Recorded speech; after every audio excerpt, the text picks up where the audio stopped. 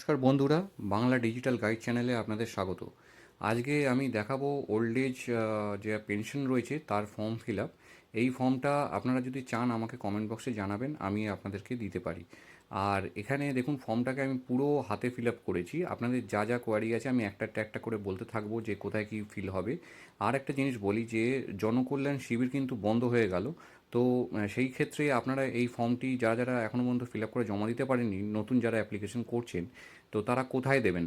তারা কিন্তু যাদের নিজের নিজের ব্লক অফিস, পঞ্চায়েত আছে, যাদের যাদের মিউনিসিপ্যালিটি কর্পোরেশন আছে, যাদের পৌরসভা রয়েছে, সেখানে গিয়ে কিন্তু আপনারা এইগুলোকে ফর্মগুলোকে ফিল আপ করে জমা দিতে পারবেন। আর যা যা ডকুমেন্টস আমি এখানে বলছি সেগুলো আপনাদের লাগবে, আর যেইভাবে ফিল আপ করতে বললাম সেইভাবে ফিল আপ করবেন, করে এগুলোকে জমা দেবেন। এগুলো আপনারা যদি জানতে চান যে আলাদা করে উইডো পেনশন কী করে পাবেন বা ডিসেবিলিটি পেনশন কী করে পাবেন, ভাতা কী করে পাবেন, তাহলে কিন্তু এই একটা ফর্মের মধ্যেই কিন্তু পুরোটা হবে।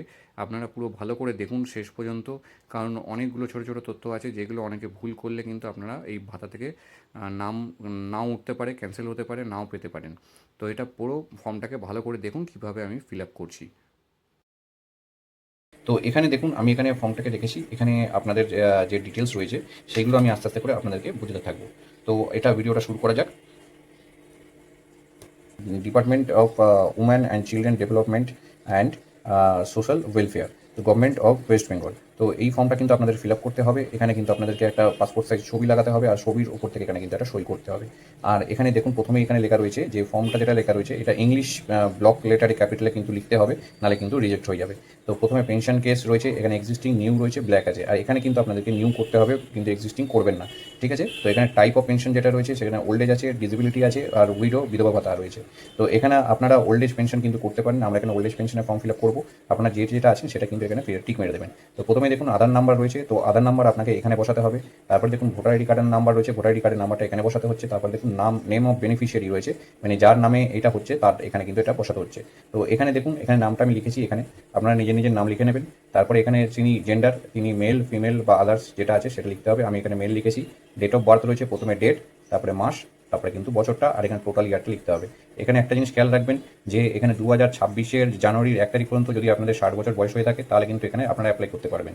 ঠিক আছে? তো এখানে ফাদার্স নেম, যিনি এখানে অ্যাপ্লাই করছেন তার বাবার নাম এখানে লিখতে হবে, তার মায়ের নাম এখানে লিখতে হচ্ছে, তার রিলিজিয়ান এখানে লিখতে হচ্ছে। ঠিক আছে? এখানে যেটা হবে আপনারা সেখানে এটা লিখবেন।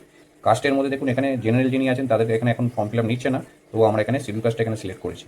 পাউস মানে হচ্ছে যিনি ফর্ম ফিল আপ করছেন তার যদি কোনো স্ত্রী বা হাজব্যান্ড যদি হয়ে থাকে, মানে ইনি যদি মহিলা হন তাহলে হাজব্যান্ড হবে, ইনি যদি পুরুষ হন মেল হয়েছে তাহলে এখানে ওয়াইফ লিখেছি। তো আমি এখানে ইনি জীবিত আছে এবং তার নামটা কিন্তু ম্যান্ডেটারি এখানে বসাতেই হবে, তো এখানে বসিয়ে দিয়েছি। ঠিক আছে? তারপরে দেখুন এখানে মান্থলি ফ্যামিলি ইনকাম যেটা রয়েছে সেটা কিন্তু এখানে 8,000 10,000 টাকার নিচে রাখবার চেষ্টা করবেন। তো 8,000 টাকা আমি লিখেছি। এখানে হচ্ছে আপনার পার্মানেন্ট অ্যাড্রেস এখানে দিতে হবে। তো অ্যাড্রেস বলতে আপনাদের এখানে এটা বাড়ির নাম্বার যেটা থাকবে সেটা দেবেন। এখানে সিটি টাউন ভিলেজ যেটা থাকবে সেটা আপনাকে লিখতে হবে। এখানে গ্রাম পঞ্চায়েত বা আপনার ওয়ার্ড নাম্বার যেটা থাকবে সেটা লিখতে হবে। এখানে মিউনিসিপ্যালিটি কর্পোরেশন, আমি এখানে কলকাতা মিউনিসিপ্যালিটি কর্পোরেশন লিখেছি। পুলিশ স্টেশন যেটা আছে এটা না লিখলেও চলবে, কিন্তু আমি লিখে দিয়েছি বালিগঞ্জ। আচ্ছা, পোস্ট অফিস এখানে রয়েছে তিলজলা। এগুলো কিন্তু কোনো কিন্তু অরিজিনাল কিছু নয়, আমি জাস্ট এটা রেফারেন্সের জন্য আপনাদের কাছে লিখেছি। এটা কিন্তু অরিজিনাল কিছু নয়। ঠিক আছে? এগুলো সব ডেমো কিন্তু। আর আরেকটা দেখে নিন, এখানে পোস্ট অফিসে হচ্ছে আমি একটা নাম দিয়েছি। সাব ডিভিশন যেহেতু কলকাতা, তো কলকাতা সাব ডিভিশন কলকাতা হবে। যে যার জেলায় যা যা সাব ডিভিশন হবে সেটাই কিন্তু লিখবেন। তারপর দেখুন এখানে ডিস্ট্রিক্ট, এখানে কলকাতার হচ্ছে পিনকোড এখানে দিয়েছি। এখানে স্টেট যেটা সেটা কিন্তু ওয়েস্ট বেঙ্গল সিলেক্ট করা আছে, লিখতে হবে না। আচ্ছা, মোবাইল নাম্বার এখানে এই জায়গা থেকে এখান থেকে মোবাইল নাম্বারটা লিখতে শুরু করবেন। এখানে কিন্তু 10খানা ডিজিটের মোবাইল নাম্বার হবে, 1 2 3 4 5 6 7 8 9 10। এটা কিন্তু অবশ্যই দেখে নেবেন। ল্যান্ডফোন নাম্বার না দিলেও চলবে, ইমেল আইডি না দিলেও চলবে। ঠিক আছে? আচ্ছা, এখানে দেখুন আমি একটা দিয়ে দিচ্ছি। এখানটা দেখুন, এখানটা অ্যাকনোলেজমেন্ট এখানে রয়েছে, কপি রয়েছে। তো এখানে কিন্তু ফর্ম এখানে না লিখলেও চলবে, এখানে কিছু করতে হবে না। এখানে যারা অফিসার এখানে রিসিভ করবে তারাই একমাত্র কিন্তু এটা লিখবে, তারা এখানে সই করবে, এখানে একটা স্ট্যাম্প মেরে দেবে, আর এখানে ডেট বসিয়ে দেবে। ঠিক আছে? তো এবারে চলুন আমরা পরের পেজটাতে যাই। পরের পেজটা এর সাথে অ্যাটাচ করতে হবে। তো পরের পেজটা আমি এখানে রাখছি। দেখুন পরের পেজে এখানে রয়েছে যদি ডিসেবিলিটি হন, তাহলে কিন্তু এই যে যদি এখানে ডিসেবিলিটি হন, এখানে যদি ডিসেবিলিটিতে ক্লিক করেন তাহলে কিন্তু এটাকে ফিল আপ করতে হবে। এটা মাস্ট, এইটাকে পুরোটা ফিল আপ করতে হবে। আর এখানে লিখে তারপরে যেটা হবে আপনার সেই পার্সেন্টেজ কিন্তু এখানে লিখতে হবে। তারপরে দেখুন ইস্যুড অথরিটি যেটা রয়েছে সেটা এখানে লিখতে হবে। তারপরে ব্যাংকের ডিটেলস, আপনার যেই ব্যাংকের ডিবিটি লিঙ্ক করা রয়েছে সেই ব্যাংকের কিন্তু ডিটেলস দিতে হবে। এখানে কিন্তু আমি লিখে দিই ডিবিটি লিঙ্কড, ডিবিটি লিঙ্ক। ঠিক আছে? তো এটা কিন্তু এখানে দিতে হবে।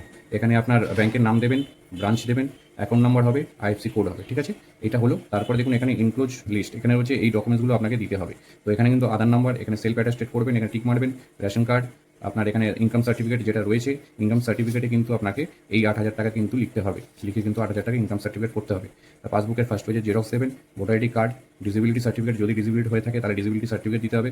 যদি এখানে দেখুন, এখানে যদি উইডো হয়ে থাকে তাহলে কিন্তু ডেথ সার্টিফিকেট যদি থাকে, ডেথ সার্টিফিকেট দিতেই হবে কিন্তু এখানে। এখানে যদি উইডোতে টিক মেরে থাকেন তাহলে কিন্তু এখানে আপনাকে ডেথ সার্টিফিকেট দিতে হচ্ছে, এখানে টিক মারবেন।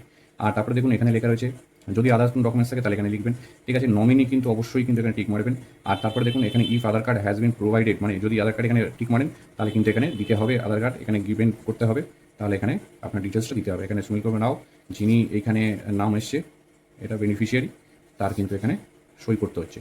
এখানে ডেট বসাতে হবে, তো আমি এখানে ডেট বসালাম, 6 দিলাম, 2026 দিলাম, ঠিক আছে। এটা দিয়ে দিলাম। এখানে কিছু আপনাদের কিন্তু করতে হবে না, এটা যারা করবে এখানে সই করে দেবে, এখানে স্ট্যাম্প মেরে দেবে এখানটা, আর এখানে ডেট বসিয়ে দেবে। এটাই জাস্ট আপনাদেরকে এই দুটোকে ফর্মটাকে আপনাকে একসাথে করে ফিল আপ করতে হবে, আর এর সাথে ডকুমেন্টস দিতে হবে, ডকুমেন্টস দিয়ে এটাকে ইনক্লোজ করে পাঠাতে হবে।